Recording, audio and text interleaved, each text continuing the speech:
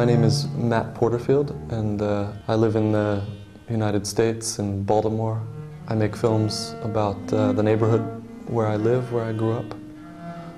Putty Hill is about this particular working class milieu that is very familiar to me, maybe not so much to audiences in the US even.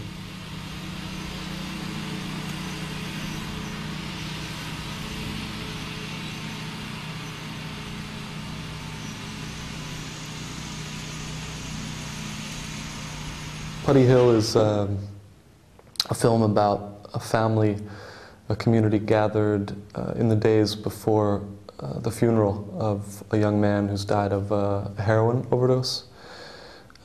So the event, the funeral, brings together these disparate lives from all over Baltimore and across the country even. So we get to know him and his community just through dialogue between characters, but also a dialogue between the subjects and an off-screen interrogator. So the film combines techniques of narrative and documentary filmmaking. I'm out. Is your first time playing paintball? Very first time playing paintball. Did you like it? Liked it a little.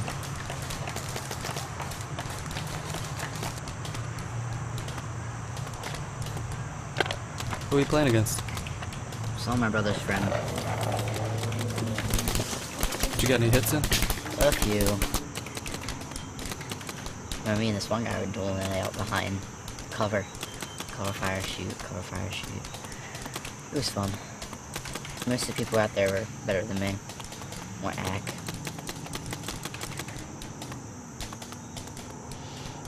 Where's your brother? My brother died about a week ago. Sorry. When's the funeral? Tomorrow. I'm interested in the line between performance, the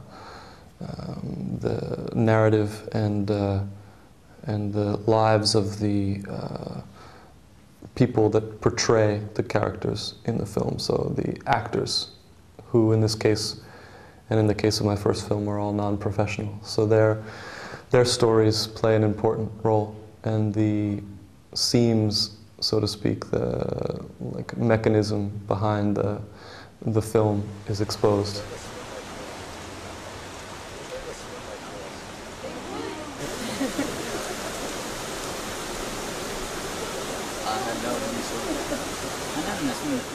I'm interested in the little fringe spaces in between.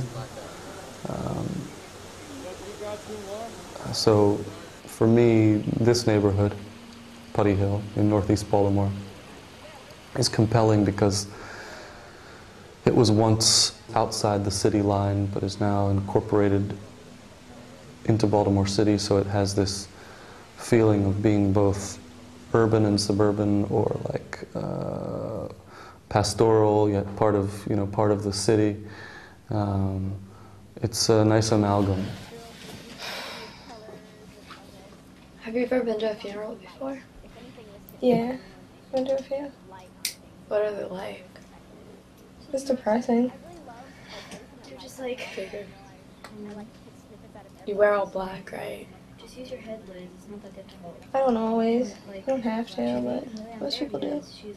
Why? Because it's respectful. So if I wore color, everyone would be pissed. I'm guessing. I'm not gonna have a job. I don't know, probably.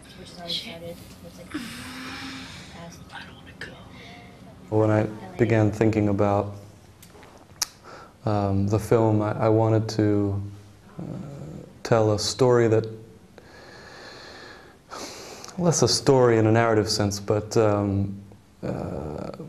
present a picture of the diversity of experience, I think, found in the American working class.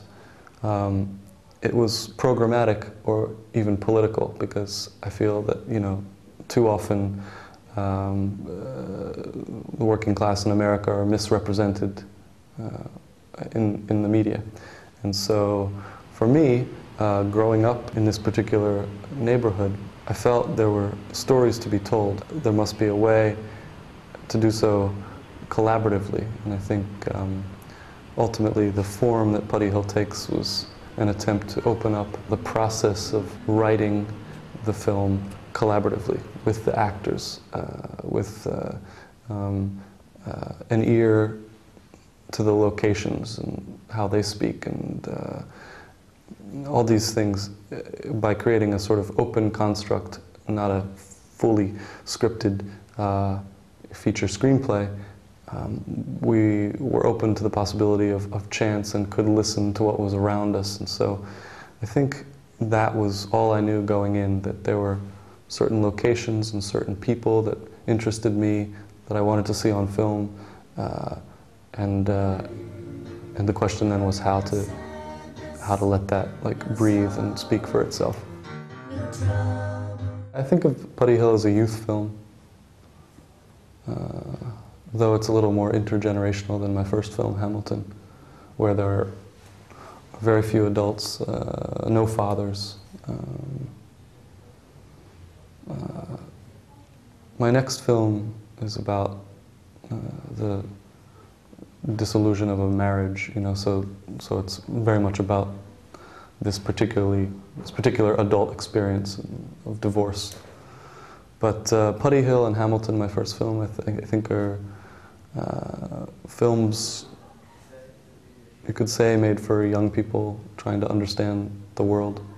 So, yeah, the adults in the pictures aren't as relevant for me. It's more the adolescence that I'm drawn to, that experience of adolescence, of understanding the world at that age.